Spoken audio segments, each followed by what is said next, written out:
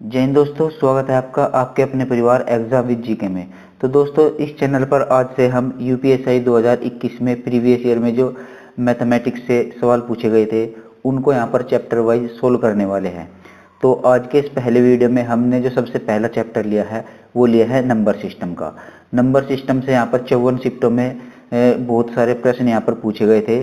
तो एक क्लास में हम यहाँ पर देखते हैं लगभग 30 प्रश्नों के आसपास यहाँ पर करेंगे और उसके बाद जितने भी प्रश्न इस नंबर सिस्टम से पूछे गए उन सभी को यहाँ पर एक दो क्लास में हम यहाँ पर समाप्त कर लेंगे। एक एक करके धीरे धीरे बहुत सभी टॉपिक को यहाँ पर कवर करेंगे और बहुत अच्छे से यहाँ पर मैं आपको एक्सप्लेन करने की भी कोशिश करूँगा। तो उम्मीद है आप इस सीरीज में मेरा साथ देंगे और मुझको सपोर्ट करेंगे ताकि मैं इस सीरीज को कंटिन्यू रख सकूं और सभी के सभी टॉपिक आपको करा सकूं। तो चलिए आज के इस वीडियो को यहाँ पर शुरू करते हैं। तो देखिए, सबसे पहला प्रश्न यहाँ पर देखिए, 354 की घात 547, इसकी मल्टीप्लाई करनी है 149 की घात 812 में और जो मल्टीप्लाई करके आएगा उसमें इकाई का अंक हमको बताना है, यानी यूनिट डिजिट का यहाँ पर ये प्रश्न पूछा गया है।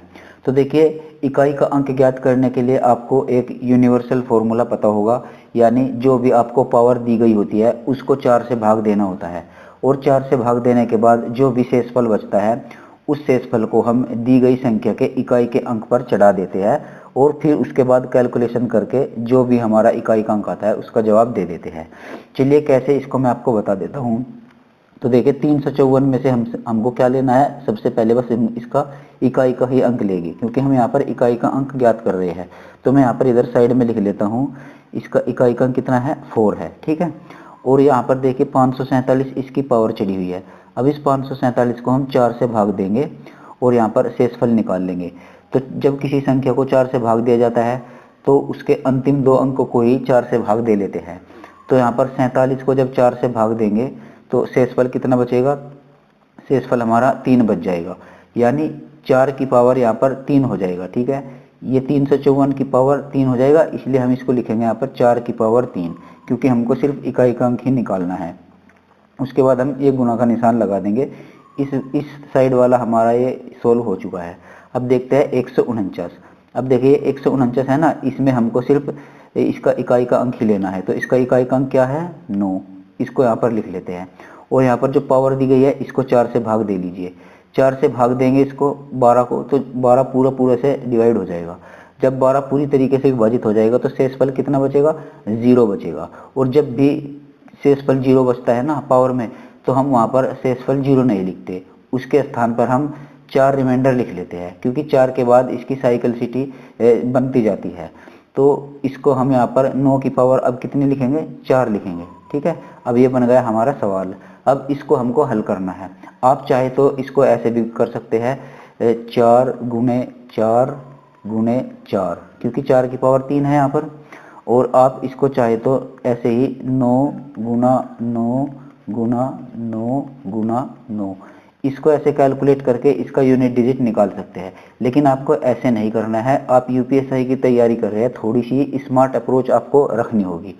तो क्या स्मार्ट अप्रोच इसको सोल्व करने की रखनी होगी, तो देखिए 4 की पावर अगर सम होती है, 4 की पावर सम होती है तो यूनिट डिजिट हमेशा 6 होता है। जैसे कि यहाँ पर देखिए, ये 4 की पावर 2 लिख लेता हूँ मैं इधर, 4 की पावर 2 ये सम है ना। अब इसकी मल्टीप्लाई करोगे 4 चौक 16, तो यूनिट डिजिट क्या आएगा, 4 चौक 16, इसमें यूनिट डिजिट कितना है, 6। और अगर 4 की पावर विषम होती है तो यूनिट डिजिट होता है 4, ठीक है।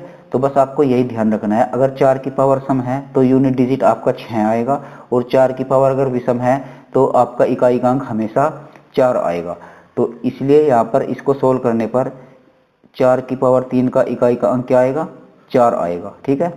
हो गया इस साइड का सोल्व। अब देखते हैं 9 की पावर 4। तो इसका भी आपको ये ध्यान रखना है कि अगर 9 की पावर सम होती है तो आपका यूनिट डिजिट होता है 1, और 9 की पावर अगर विषम होती है तो आपका यूनिट डिजिट होता है 9, ठीक है। जैसे कि यहाँ पर देखिए 9 गुना 9, ये 9 की पावर 2 है ना, 9 की पावर 2, तो इसकी गुना करके कितना आएगा, 81 आएगा। तो पावर सम थी भाई, 2 सम ही तो है ना, तो पावर सम थी तो इकाई का अंक आया 1, और पावर अगर विषम होती तो इकाई का अंक आता 9। तो यहाँ पर हमारी क्या है, पावर सम है, इसका मतलब इसका इकाई का अंक आएगा 1। अब दोनों की गुणा कर दीजिए, 4 गुना 1 बराबर 4। तो इस प्रश्न का जो सही जवाब होगा वो होगा ऑप्शन नंबर सी, इकाई का अंक 4 हो जाएगा। ठीक है, उम्मीद करता हूँ आप ये समझ गए होंगे। चलिए अब देखते हैं यहाँ पर दूसरा प्रश्न। दूसरा प्रश्न यहाँ पर देखिए काफी महत्वपूर्ण है, तो बहुत ही अच्छे से आप इसको समझिएगा। एक व्यक्ति जनवरी 2019 में 1650 रुपये बचाता है और हर महीने पिछले महीने की तुलना में अपनी बचत 85 रुपये बढ़ाता है। वर्ष 2019 में उस व्यक्ति की वार्षिक बचत क्या है? तो देखिए यहाँ पर एक व्यक्ति है जो कि आपकी जनवरी महीने में कितने रुपए बचाता है? 1650 रुपये। तो देखिए जैसे यहाँ पर जनवरी मान लीजिए 1650 रुपये जनवरी के महीने में बचाता है और फरवरी के महीने में कितने बचाएगा?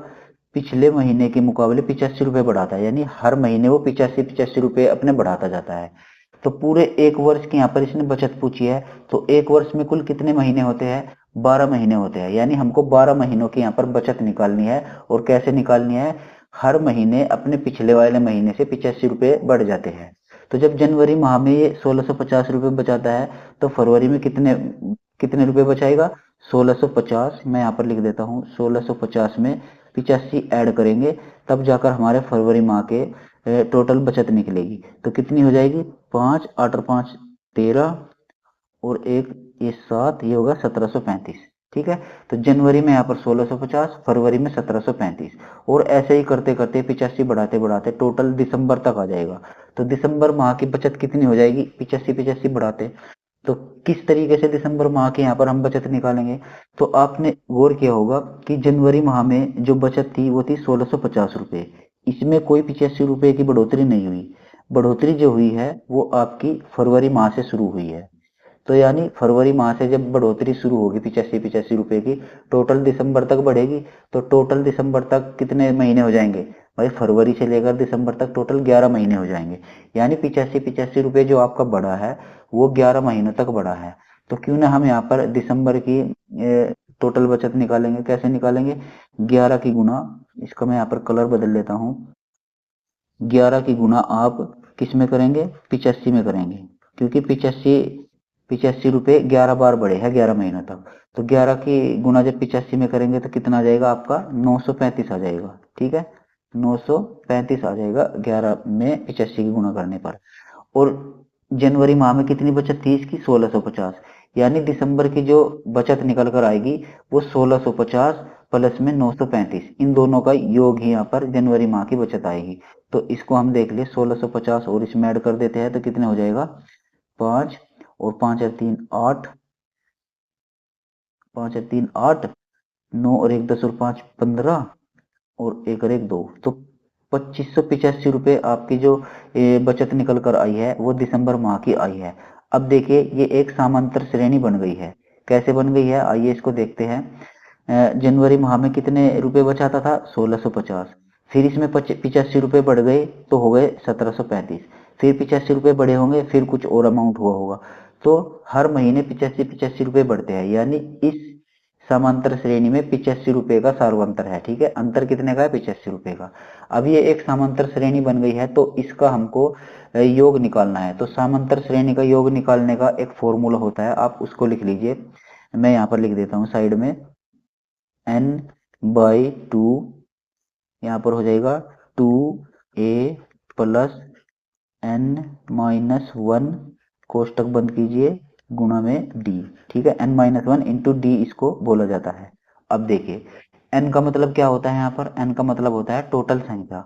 तो टोटल संख्या कितनी है? टोटल 12 महीने है ना, तो टोटल संख्या आपकी 12 हो जाएगी। 12 महीनों की तो यहाँ पर हमको बचत निकालनी है, तो n का मतलब हो जाएगा 12 टोटल संख्या।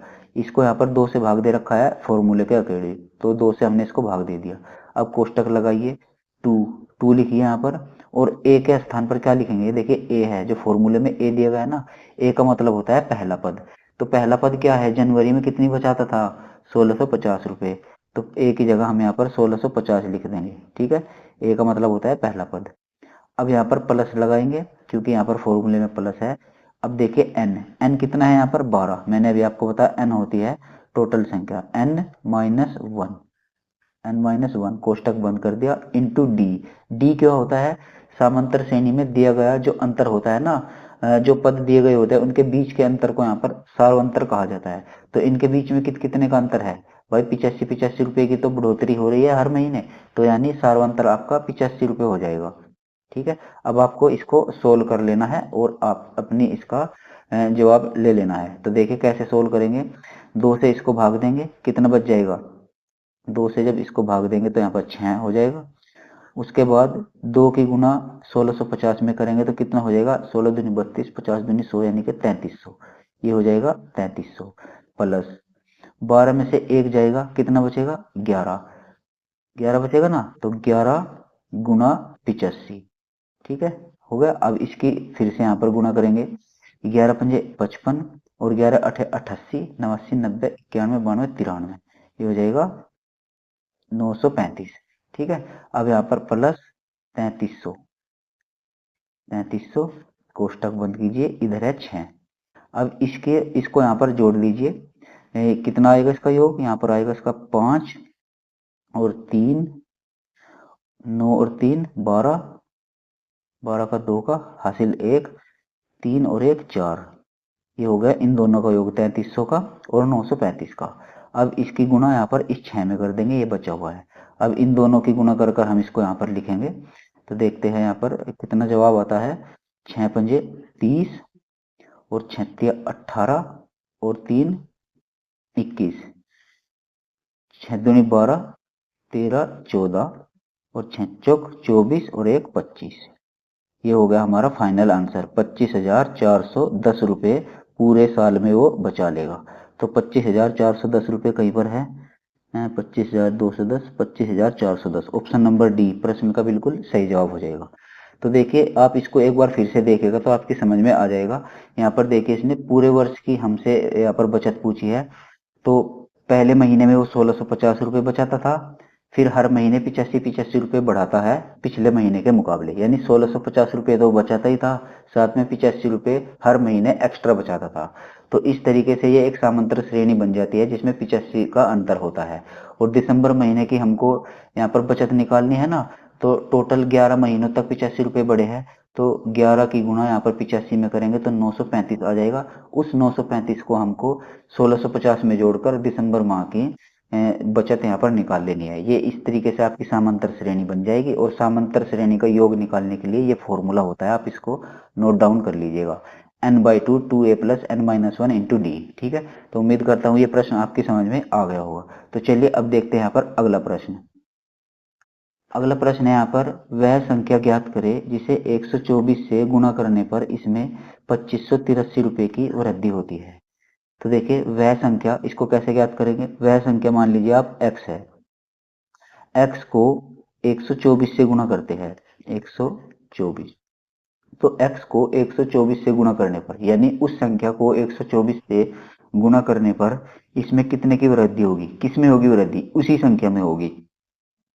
तो x में तो वृद्धि होगी, कितनी की होगी, x प्लस 2583 की वृद्धि होगी। ठीक है, तो ये हमारा प्रॉपर सवाल बन गया है। अब देखिए, तो देखिए x की मल्टीप्लाई जब हम 124 में करेंगे तो कितना हो जाएगा, 124x बराबर x प्लस 2583। ठीक है, ये हो गया 2583। अब देखिए ये x है, ये इधर चला जाएगा, इधर जाके माइनस हो जाएगा, तो कितना हो जाएगा, 123x हो जाएगा ये। ठीक है, और बराबर में कितना हो जाएगा, 2583। अब देखिए x का मान हमको यहाँ पर निकाल लेना है, x बराबर 2583 बटे 123। ठीक है, 2583 बटे 123 ये हो जाएगा ना। अब 123 से इसको काटेंगे तो कितनी बार कटेगा, 123 दूनी 246, 2 बार कटेगा। 8 में से 6 जाकर कितना बचेगा, 2, और 5 में से 4 जाकर कितना बचेगा, 1, और यहाँ पर कितना बचेगा, 23। तो फिर से 123 बार 101 एक बार कट जाएगा, 123 से 123 एक बार कट जाएगा, तो यहाँ पर ये पूरा पूरा जो विभाजित होगा वो 21 बार विभाजित हो जाएगा। तो प्रश्न का बिल्कुल सही जवाब क्या आ जाएगा, 21। ऑप्शन नंबर डी इस प्रश्न का बिल्कुल सही जवाब हो जाएगा। उम्मीद है आप प्रश्न भी आपकी समझ में आया होगा। तो चलिए अब देखते हैं यहाँ पर अगला प्रश्न। अगला प्रश्न है यहाँ पर प्रश्न नंबर 4। किसी संख्या को 11 से विभाजित करने पर शेषफल 3 रहता है, उसी संख्या के वर्ग को 11 से विभाजित करने पर शेषफल क्या आता है।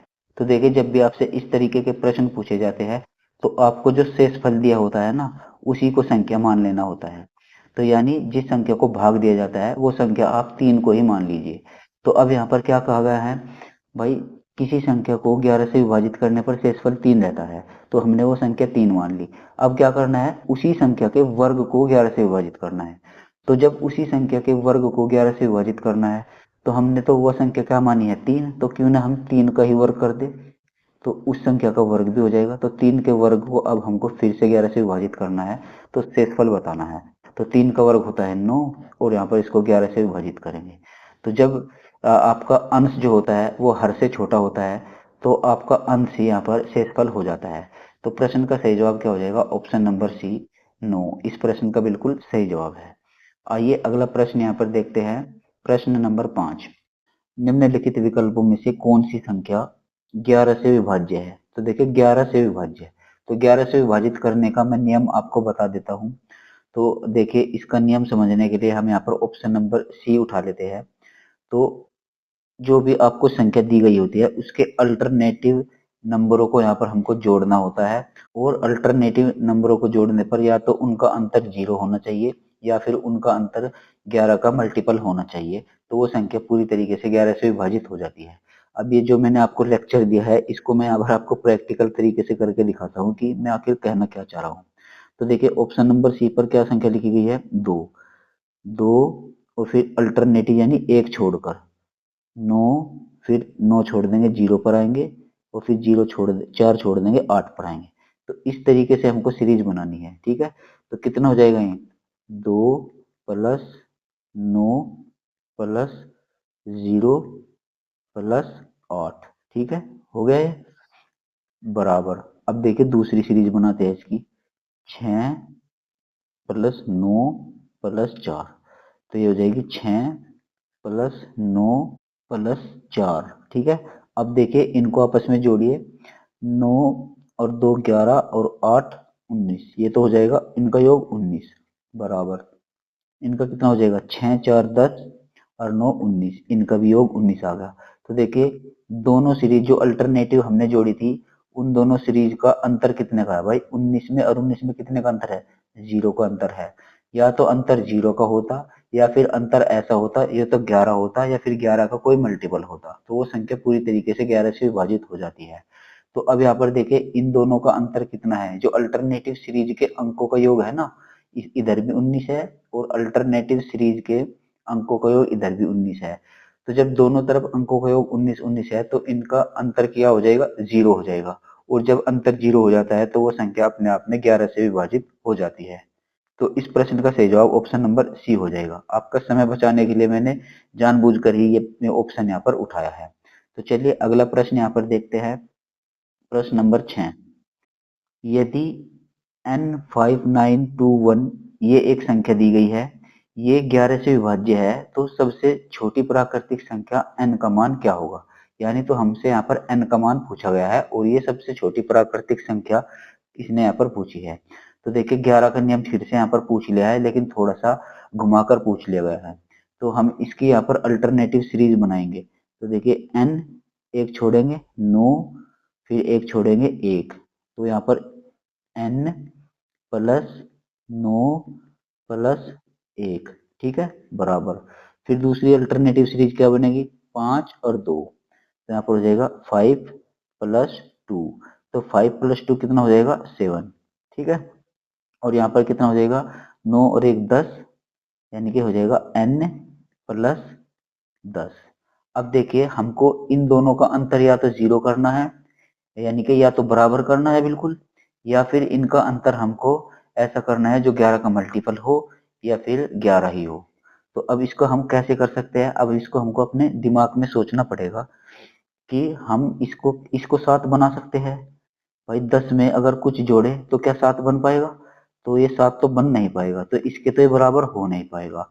तो हमको क्या करना पड़ेगा, अब ये हम इनको बराबर नहीं कर सकते, अब हम या तो इनके बीच का अंतर 11 बनाएंगे या फिर 11 का मल्टीपल बनाएंगे।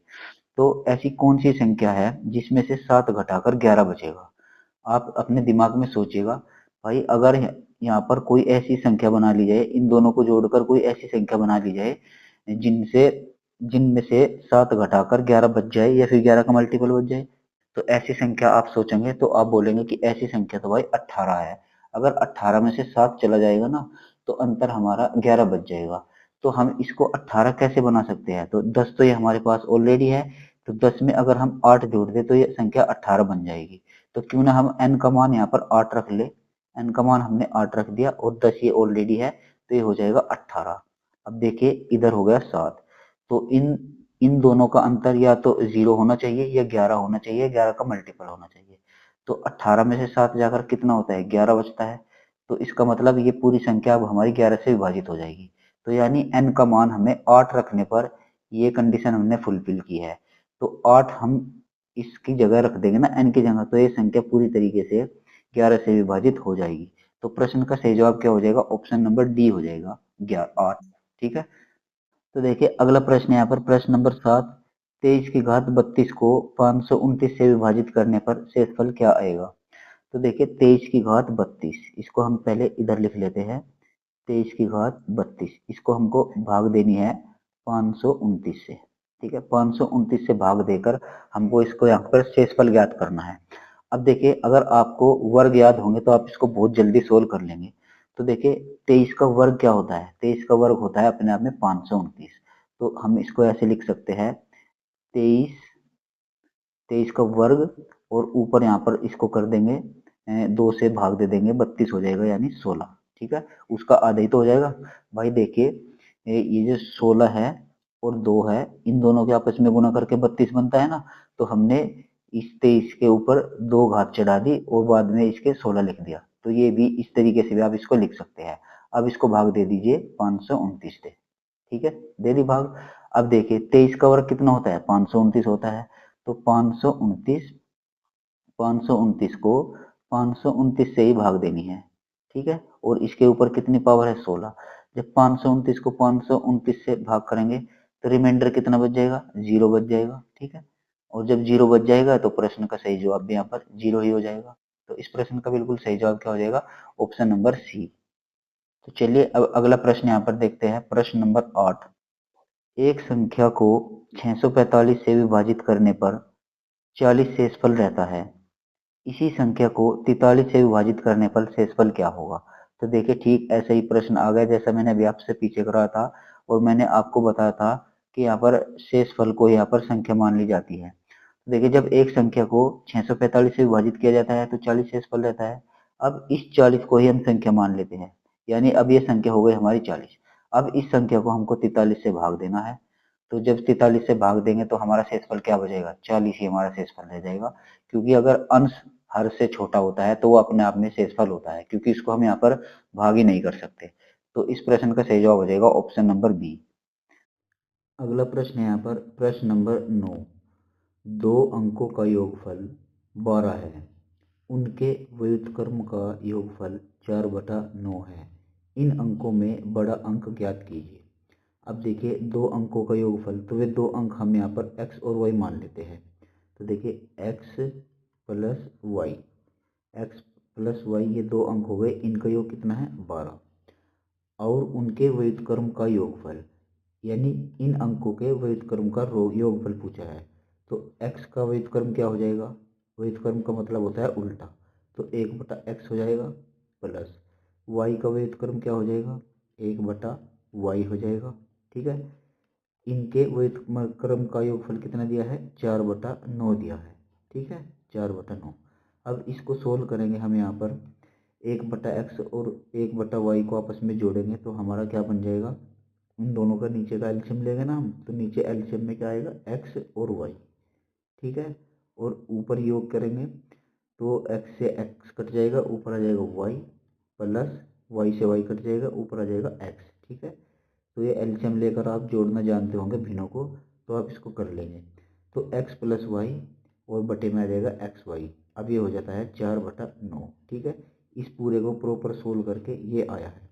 अब देखिए x प्लस वाई यहाँ पर 4 है और प्रश्न के अनुसार x प्लस वाई यहाँ पर 12 है। तो क्यों ना हम यहाँ पर इसको 12 को इस 4 से विभाजित कर दें, क्योंकि भाई प्रश्न के अनुसार तो x प्लस वाई 12 है और हमारे अनुसार x प्लस वाई कितना है? 4 है। तो 4 से जब इस 12 को भाग देंगे तो कितना बचेगा, 3 बार पूरा पूरा कट जाएगा। ठीक है, तो 3 तो यहाँ पर कॉमन होएगा, 3 की गुना यहाँ पर किसमें करके 4, 3 चौक 12 तब आया है। ठीक है, और 3 की गुना किसमें की जाए 9 में, 3 नम 27, तब ये हमारा 27 आया है। ठीक है, तो यहाँ पर बड़ा नंबर हमसे पूछा गया है, इन अंकों में बड़ा नंबर कौन सा है, तो बड़ा नंबर जो हो जाएगा वो 9 हो जाएगा। ठीक है, तो प्रश्न का सही जवाब क्या हो जाएगा, ऑप्शन नंबर ए। तो चलिए अब देखते हैं यहाँ पर अगला प्रश्न। अगला प्रश्न है यहाँ पर प्रश्न नंबर 10। एक संख्या को 405 से विभाजित करने पर 30 शेषफल रहता है, इसी संख्या को 27 से विभाजित करने पर शेषफल क्या होगा। तो देखिए ऐसे प्रश्न यहाँ पर बार बार रिपीट हो रहे थे, इसलिए इसी तरीके के प्रश्न आ रहे हैं। तो देखिए जब मैंने आपको बताया जो शेषफल होता है ना, उसी को यहाँ पर संख्या मान लेना होता है। तो हमने देखिए इसी संख्या को 27 से भाग देना है ना, तो वो संख्या हमने यहाँ पर 30 ही मान ली। ठीक है, तो शेषफल को आप वो संख्या मान लीजिए। अब इसी संख्या को हम 27 से भाग देंगे। ठीक है, 30 हमने वो संख्या मानी, अब इस 30 को इस 27 से भाग देंगे तो शेषफल क्या आएगा, 27 से एक बार 27 पूरा पूरा कट जाएगा, शेषफल हमारा 3 बच जाएगा। ठीक है, तो प्रश्न का सही जवाब हो जाएगा ऑप्शन नंबर ए। चलिए अगला प्रश्न देखते हैं यहाँ पर प्रश्न नंबर 11। प्रश्न नंबर 11 में क्या है, 257 की घात 45 गुना 248 की घात 73 में इकाई का अंक हमको ज्ञात करना है। तो इकाई का अंक ज्ञात करने का मैंने आपको बता ही दिया था, सबसे पहला ही प्रश्न था। 4 से पावर को भाग देंगे तो कितना शेषफल बचेगा, 4 11 चौक 44, यानी कि एक बच जाएगा। तो 7 की पावर यहाँ पर क्या हो जाएगा, 7 की पावर 1 हो जाएगा, क्योंकि हमको इकाई का अंक ज्ञात करना होता है ना। तो जो बेस में संख्या दी गई होती है उसका भी हमको सिर्फ इकाई का अंक ही लेना है। जैसे कि 257 ये बेस है, इसमें इकाई का अंक क्या है 7, तो हमने यहाँ पर 7 लिख दिया। और पावर जो होती है उसको हमने 4 से डिवाइड करके जो शेषफल बचता है वो यहाँ पर इस 7 के ऊपर लगा देते हैं। जैसे कि हमने अभी 45 को 4 से भाग दिया तो शेषफल हमारा 1 बच गया। ठीक है, अब देखिए गुणा का निशान लगाएंगे और अगला प्रश्न यहाँ पर सोल्व करेंगे। ये 248 ये हमारा आधार है, इसको बेस भी बोलते हैं इंग्लिश में। इसका इकाई का अंक हम सबसे पहले लेंगे, इकाई का अंक इसका क्या है 8, हमने इकाई का अंक यहाँ पर लिख लिया। अब देखिए जो ऊपर इसकी घात दी गई है इसको हम 4 से भाग देंगे, 4 से भाग देने पर हमको शेषफल बचाना है, कितना बचेगा, तो 4 एकम 4 बच गए 3 और 4 से 28, 4 8 32 और 1 33, यानी कि शेषफल हमारा बच जाएगा 1। ठीक है, बच गया। अब 7 की पावर 1 और 8 की पावर 1 इनके आपस में गुणा कर दीजिए, 8 सती 56 हो जाएगा, 5 56। इसमें इकाई का अंक क्या आया है आपका, इसमें इकाई का अंक आया है आपका 6। तो प्रश्न का बिल्कुल सही जवाब क्या हो जाएगा, ऑप्शन नंबर डी। उम्मीद है आप ये प्रश्न समझ गए होंगे। तो चलिए अगला प्रश्न यहाँ पर देखते हैं, प्रश्न नंबर 12। प्रश्न नंबर 12 में क्या पूछा गया है, 676 की गुना 376 गुना 437 गुना 913 गुना 423 गुना 337 गुना 421 के गुणनफल का इकाई का अंक ज्ञात कीजिए। तो इकाई का अंक ज्ञात करना बहुत आसान है। आपको क्या करना है, जो भी यहाँ पर संख्या दी गई है उसका इकाई का अंक लेना है और आपस में मल्टीप्लाई करते जाना है, और जो फाइनल आंसर हमारा आए उसका इकाई का अंक जो होगा वही हमारा उत्तर होगा।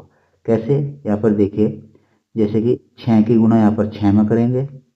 ठीक है, जो आएगा हमारा 6 छंग 36 आएगा ना, हम यहाँ पर लिख लेते हैं 36। ठीक है, हमारा गुणनफल 36 आया। अब जो गुणनफल आता है उसमें जो इकाई का अंक होता है उसकी गुना इसमें करेंगे, 6 सते 42 आ गया ना 42।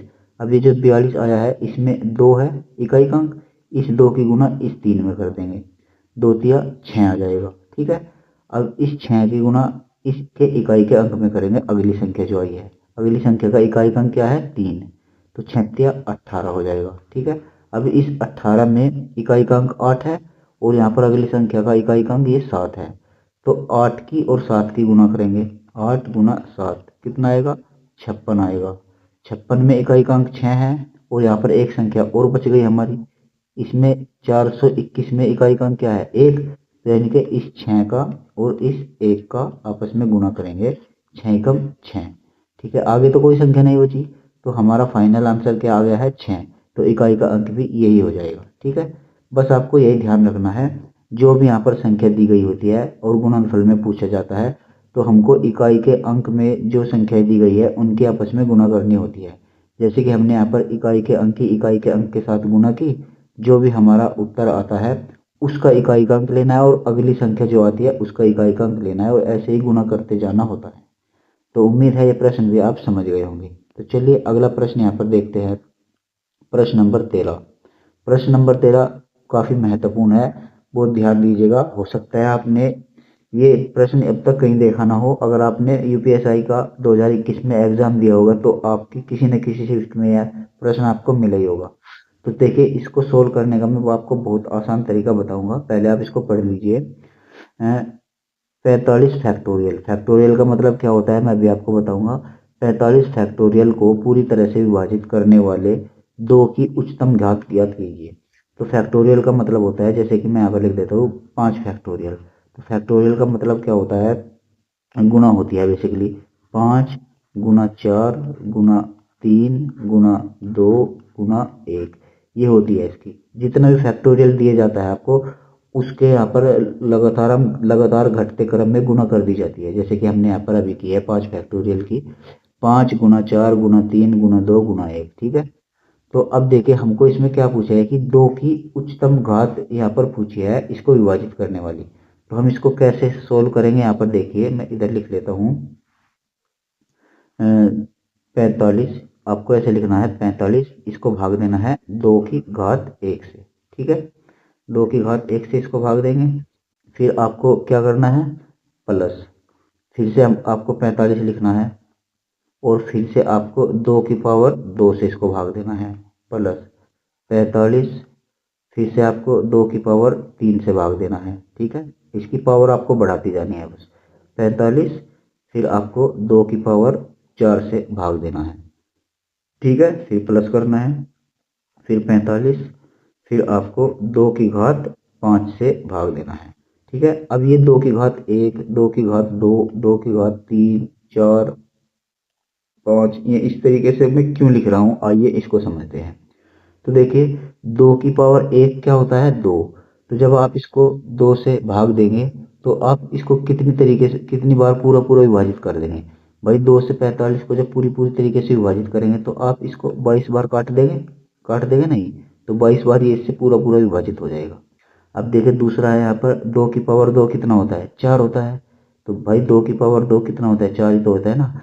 यानी इस 4 से अब इस 45 को भाग देंगे तो टोटल कितनी बार पूरी तरीके से विभाजित हो जाएगा, तो ये टोटल पूरा 11 बार विभाजित हो जाएगा। ठीक है, 4 से जब इसको काटेंगे ना तो 11 चौक 44 होता है। ठीक है, पूरा पूरा विभाजित करना है, शेष फल जो बचता है उसको बच जाने दो, पूरा विभाजित करना है बस।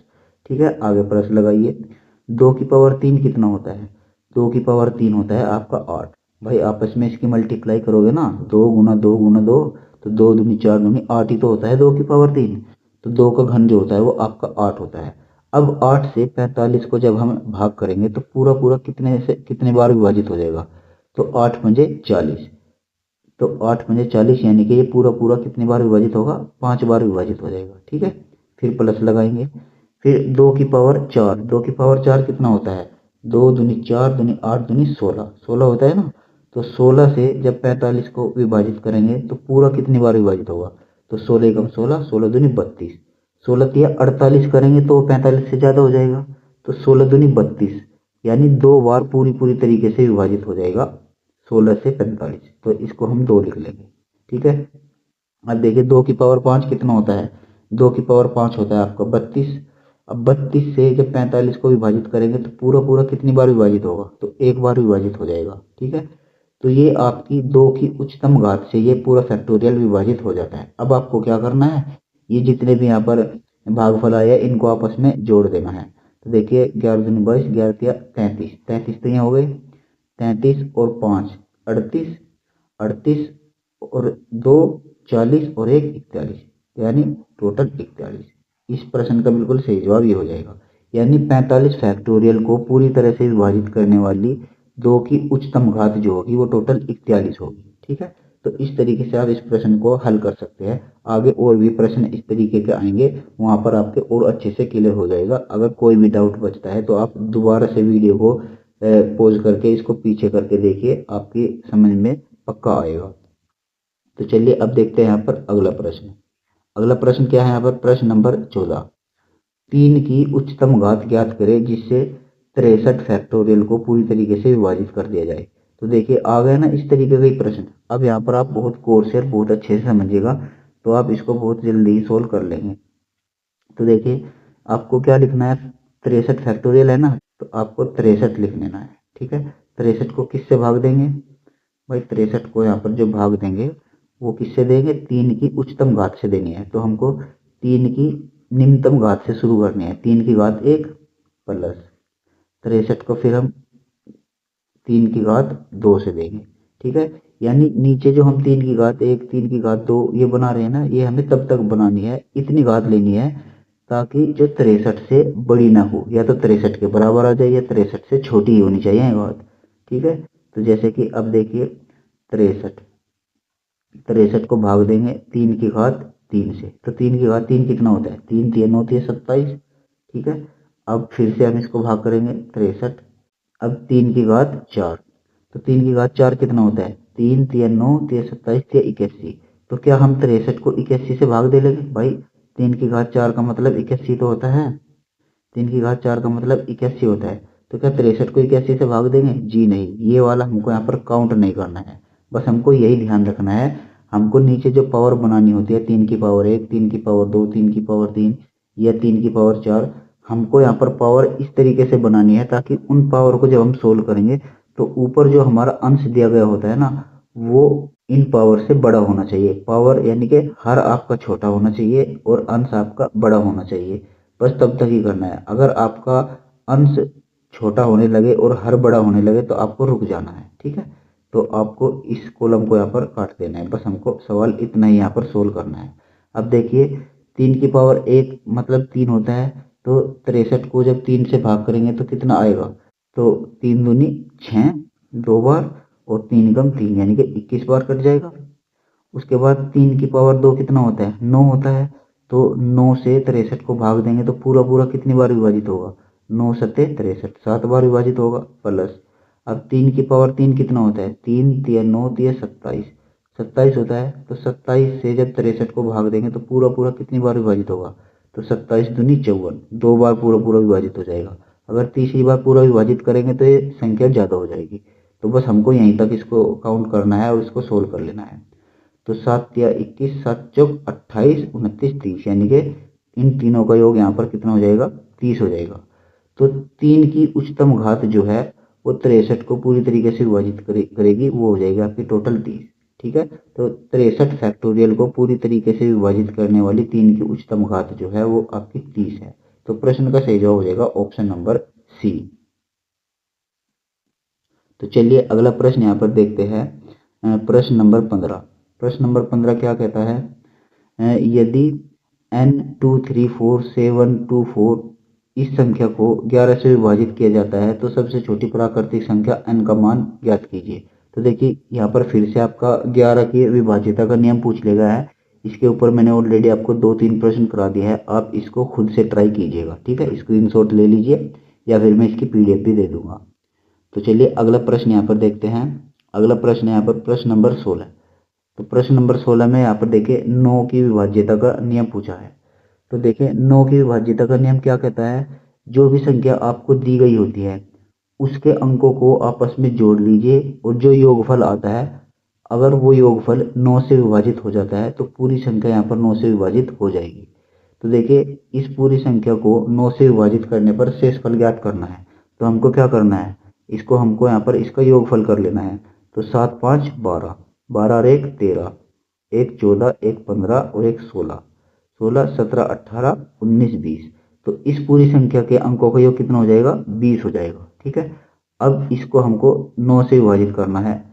9 से कितनी बार कट जाएगा, 2 बार पूरा पूरा कट जाएगा, 9 दूनी 18 और शेषफल कितना बच जाएगा, 2 शेषफल बच जाएगा। ठीक है, 18 ही तो बैठेगा ना, 20 में से 18 जाएंगे तो 2 शेषफल बच जाएगा। तो यानी इस पूरी संख्या को भी अगर हम 9 से विभाजित करेंगे तो शेषफल हमारा 2 आ जाएगा। तो प्रश्न का सही जवाब क्या हो जाएगा, ऑप्शन नंबर सी हो जाएगा। तो चलिए अगला प्रश्न यहाँ पर देखते हैं, प्रश्न नंबर 17। प्रश्न नंबर 17 क्या कहता है, क्वेश्चन नंबर 17, 15,370 फैक्टोरियल में अनुगामी शून्यों की संख्या ज्ञात कीजिए। तो देखिए यहाँ पर शून्य की संख्या ज्ञात करने के बारे में हमसे पूछ रहा है और यहाँ पर जो संख्या दी गई है वो फैक्टोरियल में दी गई है। तो जब भी आपको संख्या फैक्टोरियल में दी गई होती है और आपको शून्य की संख्या ज्ञात करनी होती है तो आपको कुछ नहीं करना होता है, बस आपको इस संख्या को पूरा लिखिए, पूरे अच्छे से इसको लिखिए। कितनी है ये? 15,370। ठीक है, इसको आपको 5 से भाग देना है। ठीक है, अब इसको 5 से भाग क्यों देना है? क्योंकि जो ये फैक्टोरियल होते हैं ना, मैंने अभी आपको बताया था फैक्टोरियल क्या होता है, 1 गुना 2 गुना 3 गुना 4 गुना 5, इस तरीके से ही गुना करके वहां तक जाएंगे जहां तक ये संख्या लिखी हुई होती है। तो ये जो सीरीज बनती है 1 गुना 2 गुना 3 गुना 4, इसमें 2 की संख्या जो होगी वो बहुत सारी होगी, यानी यहाँ पर भी 2 आएगा, फिर 4 में भी 2 आएगा, फिर 8 आएगी इसमें, उसमें भी 2 आएगा, यानी यहाँ पर 2 जो होंगे वो अनलिमिटेड होंगे और 5 जो होंगे वो 2 से कम होंगे। तो इस संख्या में आपको बता दूं 2 और 5 इन दोनों के जोड़ से यहाँ पर 0 बनती है, 2 पंजे 10। ठीक है, तो यहाँ पर 0 बनती है 2 के और 5 के जोड़ से। तो 2 का और 5 का जोड़ा अगर यहाँ पर होगा तो 0 बनेगी। तो यहाँ पर जो भी संख्या कम बार आई होगी उतनी ही 0 यहाँ पर बनती है। तो कम बार यहाँ पर क्या आया है? 5 आया है। ठीक है, तो कम बार इस सीरीज में कितने? 5 ही तो आएगा ना भाई। 1 गुना 2 गुना 3 गुना 4, इस तरीके से अगर फैक्टोरियल तक पूछा जाता है तो इस सीरीज में 2 तो बहुत मात्रा में होंगे। तो 2 तो हमको यहाँ पर काउंट नहीं करने हैं। क्यों नहीं करने हैं? क्योंकि हमें इनके दोनों के पेयर बनाने हैं, जोड़े बनाने हैं। तो जो संख्या यहाँ पर कम बार आएगी उतने ही तो यहाँ पर जोड़े बनेंगे। और कम बार यहाँ पर क्या आता है? 5 आता है। तो 5 जब यहाँ पर कम बार आता है तो इसलिए हम इस फैक्टोरियल को 5 से भाग देते हैं 0 निकालने के लिए। ठीक है, तो 5 से इस तरीके से इसको विभाजित करना है। अगर आपकी समझ में नहीं आया तो किसी दिन इसके ऊपर प्रॉपर क्लास लूंगा ना, तब आपको समझा दूंगा। फिलहाल आप इसको 5 से विभाजित कीजिए तो कितनी बार कटेगा? 5 तिया 15, 0 बचेगी, फिर 5 सत्ते 35, फिर कितना बचेगा? 2, फिर 5 चौक 20। ठीक है, ये यहाँ पर लिख लिया हमने इस साइड में। अब इसको 30 और 74, इसको फिर से हमको भाग देना है 5 से, यानी जो भी हमारा यहाँ पर से भागफल आता है उसको हमको उठाकर यहाँ पर लाना है वापस, फिर से 5 से भाग देना है। तब तक 5 से भाग देते जाना है तब तक कि यहाँ पर 1 ना आ जाए। तो देखिए जैसे इसको फिर से भाग देंगे, 5 छंग 30 और 5 एकम 5, बच गए 2, 5 चौक 20। ठीक है, यहाँ पर कोई शेष फल बच जाता है उससे कोई दिक्कत नहीं है, बस हमको पूरा पूरा विभाजित करना है। ठीक है, अब ये 614 बच गया, 614 को फिर से 5 से भाग देंगे तो 5 से भाग देने पर कितना बचेगा? 5 एकम 5 और 5 दूनी 10, बच गए 5 दूनी 10। ठीक है, अब ये बच गया 122, इस 122 को फिर से 5 से भाग देंगे तो 5 दूनी 10, बच गए 2, 5 चौक 20। ठीक है, 24 बच गया। अब इस 24 को फिर से 5 से भाग देना है तो 5 चौक 20 बच गया। अब देखिए ये 4 आ गया, इस 4 को क्या 5 से भाग देंगे? आप कहेंगे इसको दे ही नहीं सकते, यानी भाग करते करते या तो 1 आ जाए या फिर जो हम 5 से भाग दे रहे हैं उससे छोटा आ जाए। तो यहाँ पर बस हमारा काम हो गया इतने में ही। तो इसको बस अब हमको यहीं पर रोक देना है और इनको यहाँ पर जोड़ना है। इनको आपस में जोड़ेंगे, किनको जोड़ेंगे? जो हमारे भागफल आए इन सभी को आपस में यहाँ पर हमको जोड़ लेना है। ठीक है, तो चलिए इनको जोड़ते हैं। 4 और 4 8 और 2 10 और 4 14 और 4 18, 18 का 8 का। ठीक है, हासिल 1, 2 और 2 4 और 1 5 और 1 हासिल का 6 और 7 13। ठीक है, तो 13 का 3 का हासिल 1। ठीक है, फिर से हासिल 1 लग गया ना, तो 1 और 1 हासिल का 2, 6 और 2 8, अभी हो जाएगा 8 और यहाँ पर 3 आपका ऐसे का ऐसे आ जाएगा। तो 38 38, इस प्रश्न का बिल्कुल सही जवाब क्या हो जाएगा? 38 38। अब देखिए यहाँ पर 38 38 है कहीं? ये रहा ऑप्शन नंबर ए, 3838 इस प्रश्न का बिल्कुल सही जवाब है, यानी 15,370 में जो अनुगामी शून्य की संख्या होगी वो 3838 होगी। ठीक है, तो चलिए देखते हैं अब अपना अगला प्रश्न। अगला प्रश्न क्या कहता है? प्रश्न नंबर 18, संख्या 1624 की पावर 24 में इकाई के स्थान पर कौन सा अंक आएगा? तो यहाँ पर इकाई का अंक हमको ज्ञात करना है। तो इकाई का अंक मैंने आपको शुरू में ही बताया था, सबसे पहला प्रश्न था कि अगर 4 की पावर आपको सम मिल जाती है तो आपका इकाइकांक 6 होता है, और अगर 4 की पावर आपको विषम मिलती है तो इकाइकांक 4 होता है। तो देखिए इसमें इकाइकांक क्या है 4, और 4 की पावर यहाँ पर सम है कि विषम है, तो आप कहेंगे कि 4 की पावर यहाँ पर सम है, और जब 4 की पावर सम होती है तो इकाइकांक आपका 6 होता है। तो प्रश्न का सही जवाब ऑप्शन नंबर डी हो जाएगा। आप चाहे तो इसको 4 से विभाजित करके भी निकाल सकते हैं। तो चलिए अब देखते हैं अपना अगला प्रश्न। अगला प्रश्न है यहाँ पर प्रश्न नंबर 19। प्रश्न 19 में क्या है यहाँ पर, ये यहाँ पर गुणनफल दिया गया है संख्याओं का, इसको 11 से विभाजित करने पर शेषफल ज्ञात करना है हमको। तो इसको 11 से विभाजित करेंगे तो जितनी भी संख्या यहाँ पर दी गई है उनको आप 11 से विभाजित करते जाइए, जैसे कि हम इसको 11 से विभाजित कर रहे हैं। तो 11 से विभाजित करने पर कितनी शेषफल बचेगा, 11 दूनी 22, यानी ये 2 बार कट जाएगा और यहाँ पर एक शेषफल बच जाएगा। ठीक है, यहाँ पर कलर बदल लेता हूँ मैं, यहाँ पर एक शेषफल बच गया। उसके बाद देखिए 34 को हम 11 से भाग देंगे तो शेषफल कितना बचेगा, 11 तिया 33, तो यहाँ पर एक शेषफल बच जाएगा। फिर 11 से भाग देंगे, 11 चौक 44, यहाँ पर एक शेषफल बच जाएगा। 11 पंजे 55, यहाँ पर एक शेषफल बच जाएगा। 11 छिका 66, यहाँ पर 6 बार पूरा विभाजित होगा ना, और एक शेषफल बच जाएगा। 11 सते 77, यहाँ पर 7 बार विभाजित होगा तो यहाँ पर भी एक शेषफल बच जाएगा। तो यहाँ पर देखिए सभी में एक एक शेषफल बच रहा है। तो अब क्या करेंगे, इन सभी में एक एक शेषफल है तो आपस में इनकी गुणा करेंगे तो एक ही कम एक ही कम एक, यानी कि जितने भी एक दिए गए हैं इन सभी के आपस में गुणा करेंगे तो एक ही हमारा यहाँ पर इनका गुणनफल आएगा। तो जब एक गुणनफल आएगा और इसको फिर से 11 से भाग करेंगे तो हमारा शेष, प्रश्न का बिल्कुल सही जवाब क्या हो जाएगा, ऑप्शन नंबर बी, इसका शेषफल जो होगा वो एक आ जाएगा। ठीक है, तो चलिए अब देखते हैं यहाँ पर अगला प्रश्न। अगला प्रश्न है यहाँ पर प्रश्न नंबर 20। प्रश्न नंबर 20 में देखिए क्या कहा गया है, भाग के एक प्रश्न में भाजक भागफल का 4 गुना और शेषफल का 3 गुना है, यदि शेषफल 20 है तो भाज्य क्या होगा। तो देखिए आपने भाग के सवाल किए होंगे, मैं तो इसको ऐसे करता हूँ, वैसे इसका फॉर्मूला भी है, आप चाहे तो मैं लिखवा दूंगा, लेकिन आप इसको ऐसे कीजिएगा तो आप बहुत अच्छे से कर पाएंगे। तो देखिए बीच में जो होता है वो भाज्य होता है। ठीक है, यहाँ पर क्या होता है, भाज्य, बीच वाली संख्या को भाजक बोलते हैं, और भाजक बोलते हैं जिससे भाग दिया जाता है, भाजक। ठीक है, भाजक, और ये होता है इधर भागफल, भागफल। ठीक है, और नीचे जो बचता है वो बचता है आपका शेषफल। ठीक है, अब देखिए इसको हम कैसे सोल्व करेंगे।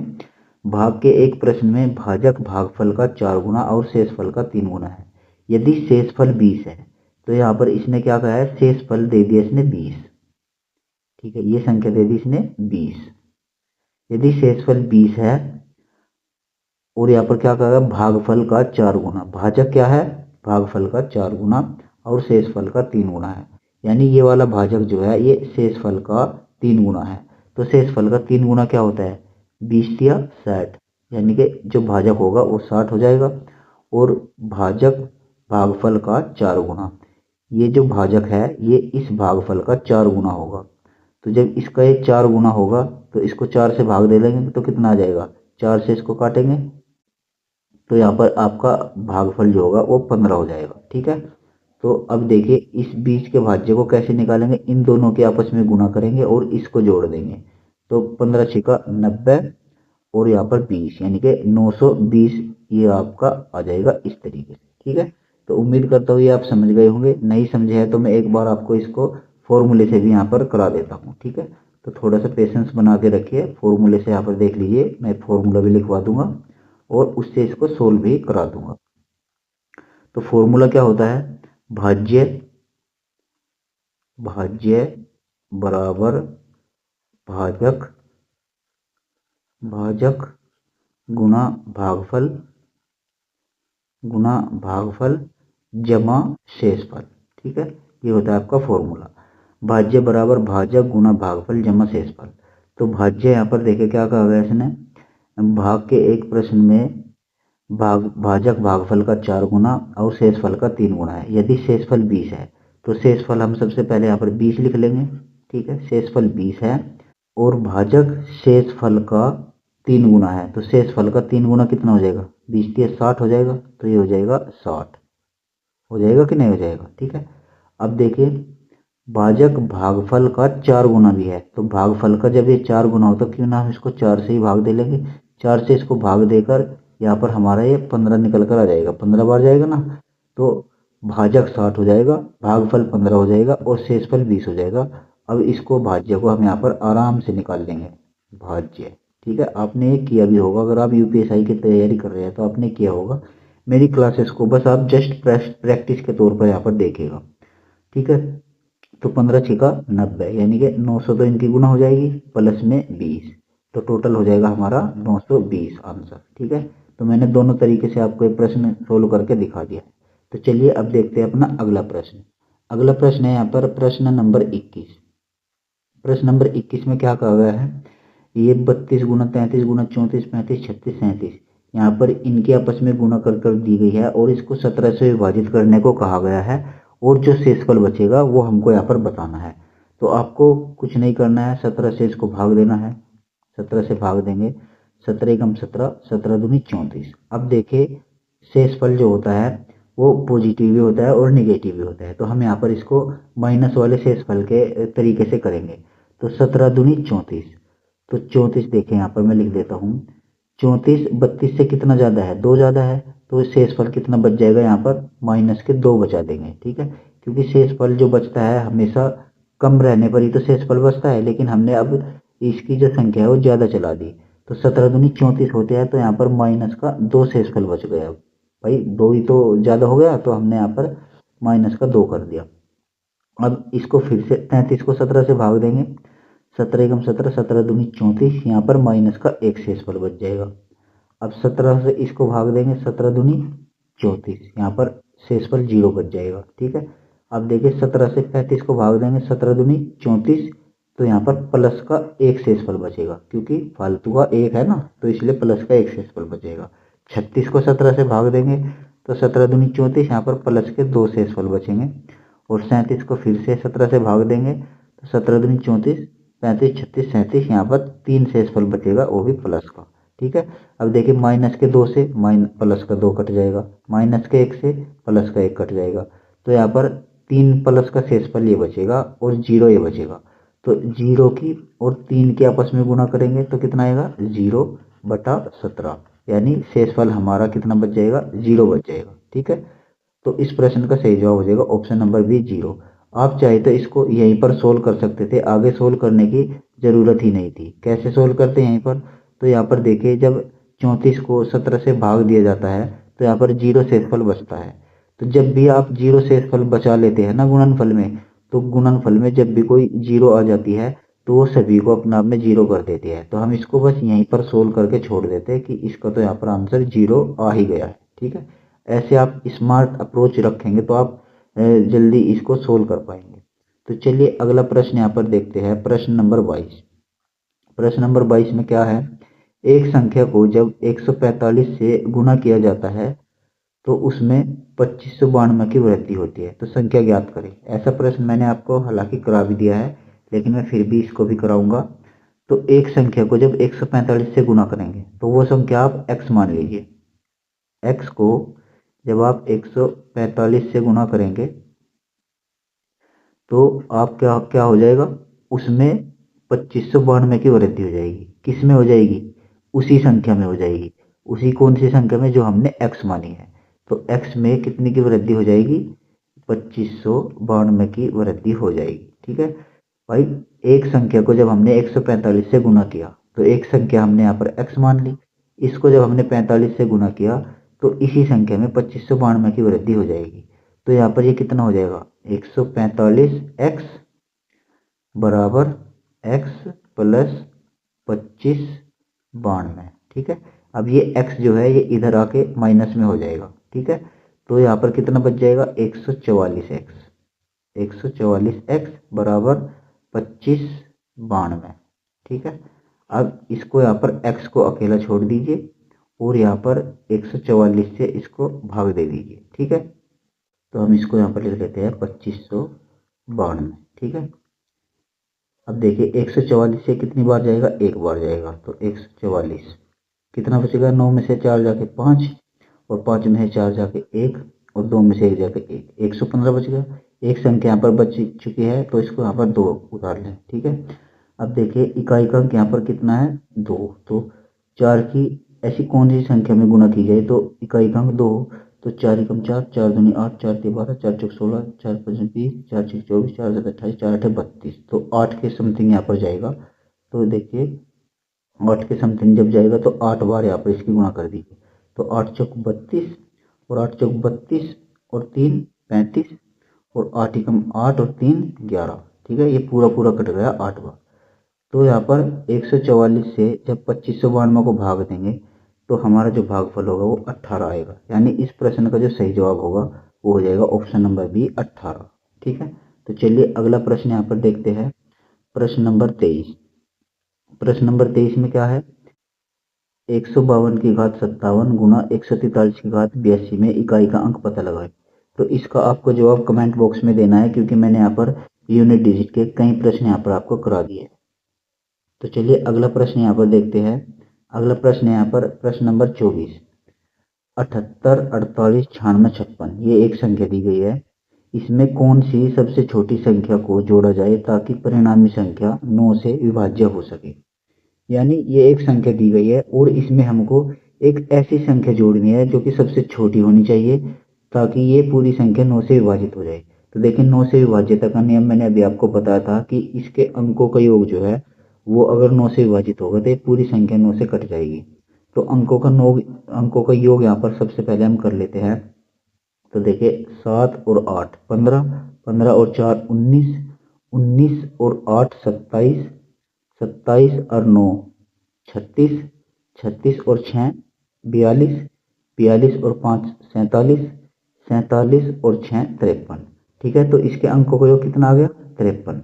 अब देखिए इस 53 को 9 से भाग करके देखिए, 9 9 एक 9 18 9 27 9 चौक 36 9 5 45 9 छिक 54।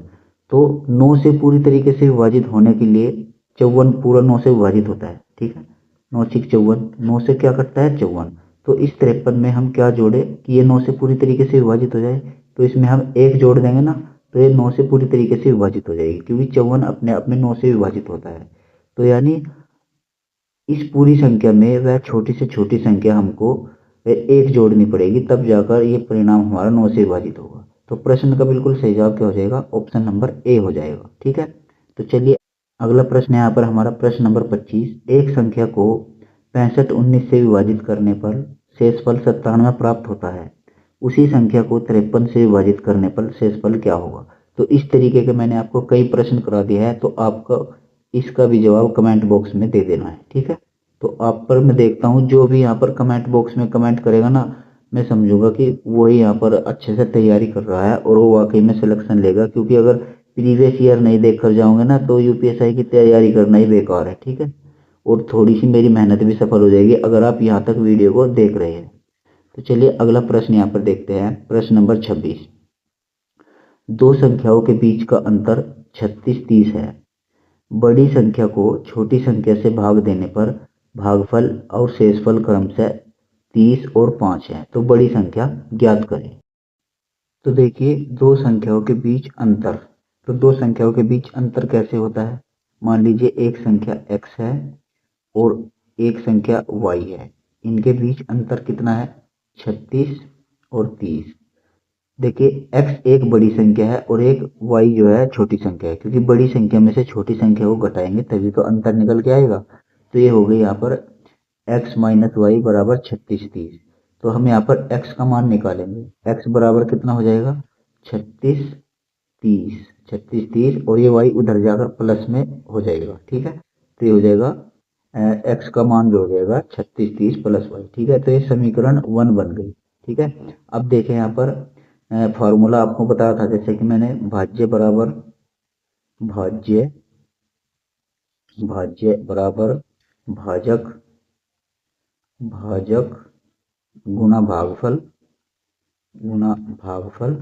जमा शेषफल, ठीक है। यही तो बताया था जमा शेष।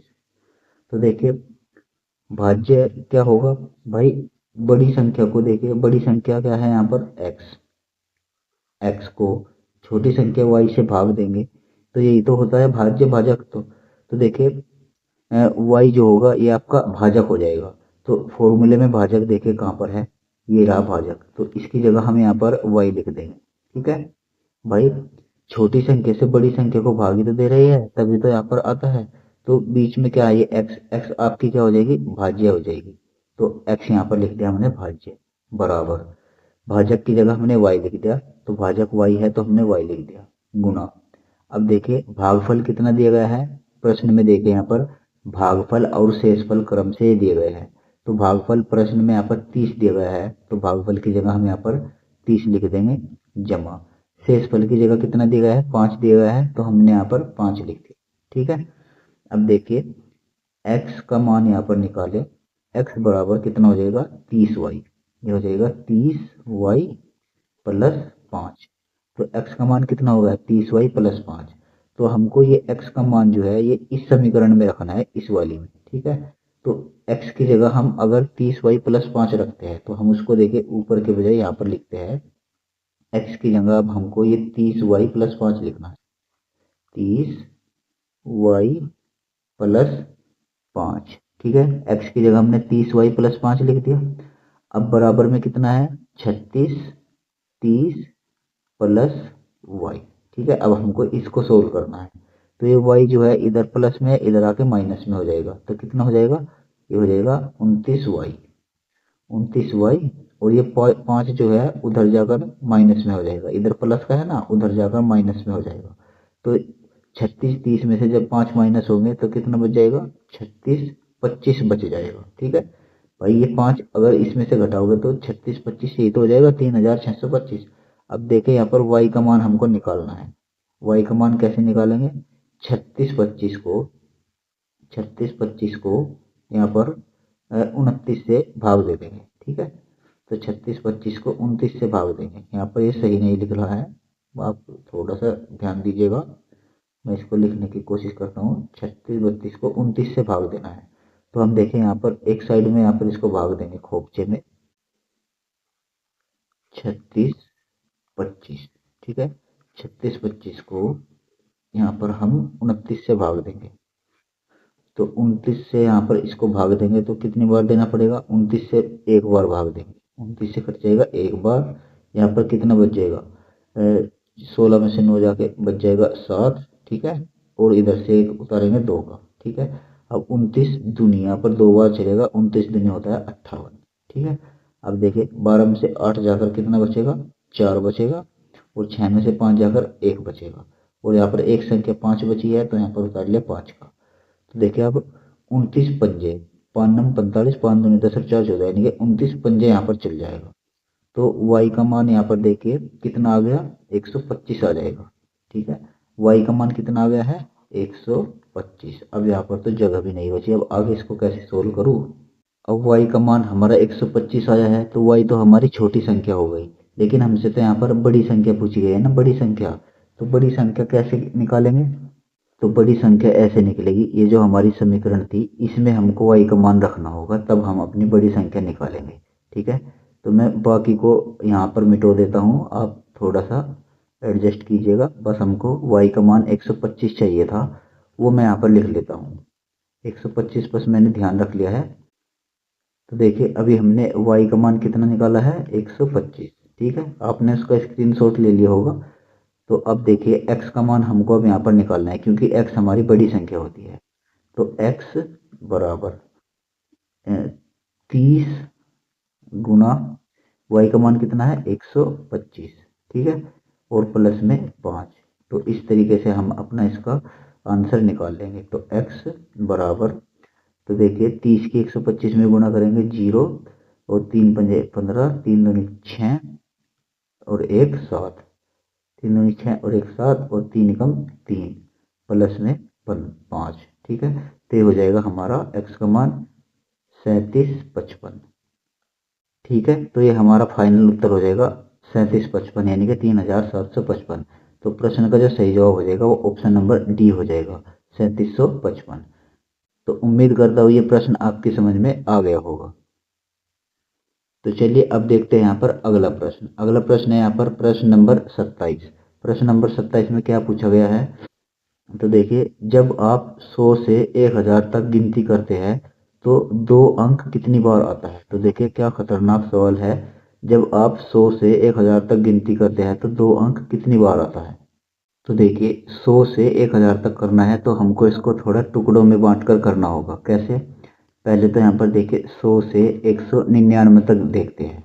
100 से 199 तक इकाई और दहाई के स्थान पर कितने दो आएंगे। तो देखिए 100 से 102 में आएगा, फिर 112 में आएगा, फिर 120 में आएगा, फिर 121 में आएगा और फिर सीधा 122 में 2 बार आएगा। ठीक है, 122 में दो बार आएगा ना। फिर 123 में, 124 में, 25 में, 26 में, 27 में, 28 में, 29 में। तो 129 में, यानी कि 100 से लगाकर 129 तक आपका टोटल 13 बार आ जाएगा। ठीक है, और फिर सीधा आएगा आपका 132 में, फिर 142 में, 52 में, 162 में, 172 में, 182 में, 192 में। तो यहाँ पर आ जाएगा टोटल 7 बार। तो 13 बार वहाँ पर आया था और 7 बार यहाँ पर, यानी कि टोटल 20 बार आ जाएगा। ठीक है, तो 100 से 199 तक जो दो आएगा वो टोटल 20 बार आएगा। मैं यहाँ पर लिख लेता हूँ 20 बार। ठीक है, उसके बाद यहाँ पर देखते हैं 200 से 299 तक। तो 200 से 299 तक इसमें भी यहाँ पर 20 बार ही आएगा। इकाई और दहाई दोनों स्थानों पर यहाँ पर मैं गिनकर बता रहा हूँ, तो यहाँ पर भी आपका 20 बार आएगा। ठीक है, तो फिर हम यहाँ पर 300 से यहाँ पर 399 तक, फिर यहाँ पर आपका 20 बार आएगा। तो यहाँ पर मैं हर बार थोड़ा ही लिखता रहूँगा। अब देखिए हमको यहाँ पर 100 से 1000 तक जब पूछी है तो यहाँ पर एक पेयर तो ये बन गया, दूसरा पेयर ये बन गया, तीसरा पेयर ये बन गया। तो 1000 तक ऐसे पेयर कितने बनेंगे। 1000 तक आपके ऐसे पेयर 9 बनेंगे। ठीक है भाई, 300 से 399, फिर 400 से 499, 500 से 599, 600 से 699, 700 से 799, 800 से 899, 900 से 999। तो इस तरीके से आपके जो पेयर बनेंगे ये 9 पेयर बनेंगे। और हर पेयर में कितनी बार 2 आ रहा है, 20 बार 2 आ रहा है। तो क्यों ना हम यहाँ पर 9 की गुना 20 में कर दे और टोटल यहाँ पर 2 अंक निकाल ले। तो 9 दूनी 18, तो 180 यहाँ पर हो जाएंगे आपके इकाई और दहाई के स्थानों को मिलाकर। ठीक है, क्योंकि यहाँ पर जो हमने काउंट किए हैं ना 100 से लगाकर 1000 तक, ये जो 2 काउंट किए हैं ये हमने वे काउंट किए हैं जो इकाई के स्थान पर आते हैं और दहाई के स्थान पर आते हैं। लेकिन यहाँ पर कुछ संख्याएं ऐसी है जो 3 अंकों की होती है, यानी सैकड़े के स्थान पर भी आपके 2 आए होंगे। ठीक है, तो 100 से 1000 तक हमने इकाई और दहाई वाले यहाँ पर काउंट कर लिए। मैं यहाँ पर लिख भी देता हूँ, इकाई इकाई प्लस दहाई। ठीक है, इकाई और दहाई के हमने यहाँ पर निकाल लिए हैं कितने, 180। अब यहाँ पर निकालते हैं सैकड़े के स्थान पर 2 अंक कितनी बार आया होगा इस अंतराल में। अब देखिए सैकड़े के स्थान पर क्या आया होगा। सैकड़े का स्थान कहाँ था होता है, इकाई दहाई सैकड़ा, यानी 200 से शुरू हुआ होगा। ठीक है, 200 भाई 200, फिर 201, फिर 202, फिर 203, यानी कि सभी के सभी में यहाँ पर सैकड़े के स्थान पर 2 अंक है नहीं है।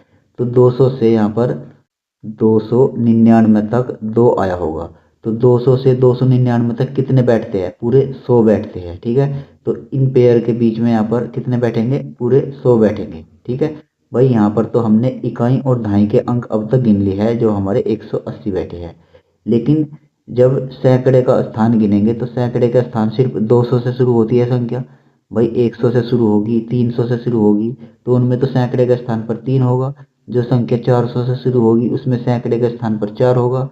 जो संख्या 500 से शुरू होगी उसमें सैकड़े के स्थान पर 500 होगा। लेकिन यहाँ पर जो संख्या 200 से शुरू हो रही है तो उसके सैकड़े के स्थान पर तो 2 अंक आएगा ही। तो यहाँ पर 201, 202, 203 इन सभी में सैकड़े के स्थान पर 2 अंक आएगा। और 200 से 299 तक कितनी फेरी 2 आएगा, 100 बार आएगा 2 अंक। ठीक है, तो 180 तो हमारे ये इकाई और दहाई वाले हो गए और प्लस में 100 हमारे ये सैकड़े वाले हो गए। तो टोटल कितने अंक हो गए, तो टोटल हो गए हमारे 280। ठीक है, तो 100 से 1000 तक अगर हम गिनती करते हैं तो इकाई दहाई सैकड़े वाले सभी स्थानों को मिलाकर जो 2 आएगा ना, वो 2 अंक आपका 280 बार आएगा। तो प्रश्न का बिल्कुल सही जवाब क्या हो जाएगा, ऑप्शन नंबर डी इस प्रश्न का बिल्कुल सही जवाब हो जाएगा 280। उम्मीद है आप ये समझ गए होंगे। नहीं समझे तो एक बार वीडियो को फिर से देख लीजिए। अगला प्रश्न यहाँ पर देखते हैं, प्रश्न नंबर 28। प्रश्न नंबर 28 में क्या है, 935 की घात 123, इसको 39 से विभाजित करने पर शेषफल क्या बचेगा। तो देखिए, इसको विभाजित करने से पहले मैं यहाँ पर इसको लिख लेता हूँ 935, ठीक है। 935 इसकी पावर है 123, 935 की पावर 123 को 39 से हमको इसको विभाजित करना है। तो देखिए, ये प्रश्न आप प्रैक्टिस के द्वारा ही इनको सोल्व कर पाएंगे बहुत जल्दी। अब देखिए, मैं आपको इसको आसान करने के लिए एक तरीका बताता हूँ। जैसे कि यहाँ पर 39 की कितने में गुना की जाए, तो 39 की 24 में गुना करने पर आपका 936 आता है, ठीक है। तो 39 की 24 में गुना करने पर 936 आता है। अब देखें, यहाँ पर ये है कितना, 935। तो क्या हम इसको ऐसे लिख सकते हैं 935 को, तो 935 को आप ऐसे भी लिख सकते हैं 936 माइनस 1, ठीक है। ऐसे भी इसको आप लिख सकते हैं।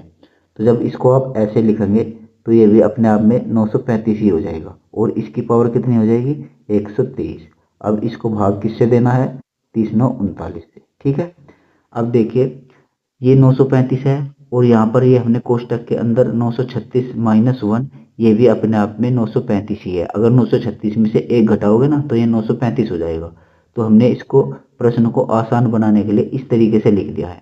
अब देखिए, 39 की गुना अगर हमने यहाँ पर 24 में की है तो 936 आता है। तो यानी कि 39 से जो ये 936 है ये पूरा पूरा विभाजित हो जाता है। तो यहाँ पर शेषफल कितना बचता है, 0 बचता है। और यहाँ पर आगे क्या बच गया, -1। यानी अब ये प्रश्न बन गया -1 की घात 123 बटे में 3939। तो -1 की घात 123। अब देखिए, -1 गुना -1, तो जब दो माइनस वाली संख्याओं की गुणा की जाती है तो चिन्ह अपने आप में पॉजिटिव हो जाता है, ठीक है। तो इसका बन जाएगा +1। लेकिन अगर -1 गुना -1 गुना -1, तो यहाँ पर देखिए, एक की एक में गुणा करेंगे तो पॉजिटिव हो जाएगा, लेकिन फिर से एक पॉजिटिव और एक नेगेटिव की आपस में गुणा करेंगे तो फिर से -1 हो जाएगा, ठीक है। तो मेरा कहने का मतलब ये है, अगर घात विषम होती है तो माइनस जो है वो -1 रहेगा, और अगर घात सम होती है तो -1 की जगह +1 हो जाएगा। तो जैसे कि -1 की घात 123 है, यानी कि विषम है, तो ऊपर जो रिमाइंडर आएगा उसकी आपस में गुणा होकर वो -1 ही आएगा। अब इस -1 को 39 से भाग देना है और हमको शेषफल ज्ञात करना है। अब देखिए, जब भी ऊपर माइनस में कोई संख्या आ जाए तो उस माइनस वाली संख्या को नीचे दी गई संख्या से घटा देना है। तो यानी कि 39 में से हमको -1 घटाना है और बच जाता है हमारा 3838। तो ये 3838 ये हमारा क्या हो जाता है, प्रश्न का बिल्कुल सही जवाब हो जाता है। बस आपको ध्यान दे रखना है, अगर माइनस में ऊपर अंश आ जाता है ना तो उसको हमको नीचे दी गई संख्या से घटा देना है और अपना शेषफल यहाँ पर निकाल लेना है, क्योंकि जो शेषफल होता है वो नेगेटिव में कभी नहीं होता। इस बात का आपको ध्यान रखना है, ठीक है। तो उम्मीद करता हूँ ये प्रश्न आप समझ गए होंगे। तो चलिए अगला प्रश्न यहाँ पर देखते हैं, प्रश्न नंबर 29। प्रश्न नंबर 29 में क्या है, 15,245 में अनुगामी शून्य की संख्या ज्ञात कीजिए। तो ये प्रश्न मैंने आपको करा दिया है, ये फिर से रिपीट हो गया है, शायद आप इसको कर सकते हैं। अगर आप नहीं कर पाते हैं तो मुझको कमेंट करिएगा, मैं आपको कल वाली वीडियो में इसको भी करा दूंगा, ठीक है। वैसे तो मैंने आपको ये करा ही दिया है। तो अगला प्रश्न है यहाँ पर हमारा प्रश्न नंबर 30, जो कि हमारी क्लास का आज अंतिम प्रश्न है। तो 1540 में गुणनखंडों की संख्या ज्ञात कीजिए। तो देखिए, गुणनखंडों की संख्या कैसे ज्ञात करेंगे। सबसे पहले हम इस 1540 के फैक्टर करेंगे, इसको छोटी से छोटी घात में तोड़ लेंगे। तो देखिए, 5 से इसको भाग दे लेते हैं, 5 दिया 15, 0 5 8 40, ठीक है। उसके बाद हम इसको भाग देंगे, किससे देंगे, 2 से भाग देंगे। 2 एकम 2 और 2 पंजे 10 और 2 चौक 8, ठीक है।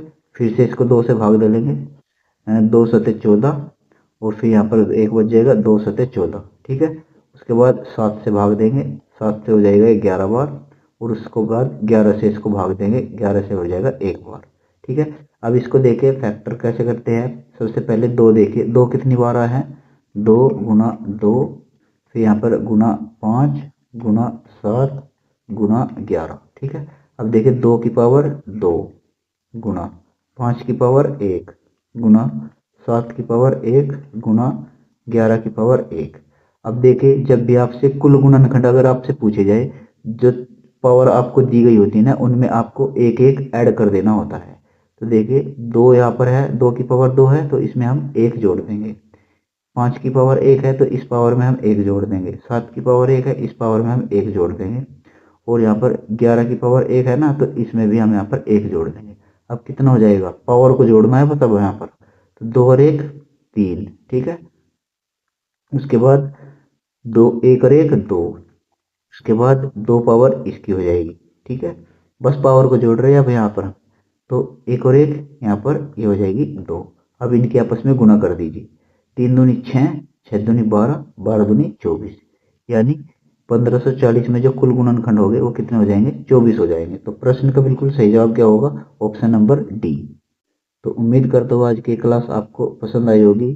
क्लास पसंद आई है तो आप नीचे कमेंट बॉक्स में अपना फीडबैक जरूर दीजिएगा। तो आज की इस वीडियो में बस इतना ही, मिलते हैं अपने अगले वीडियो में, तब तक के लिए जय हिंद।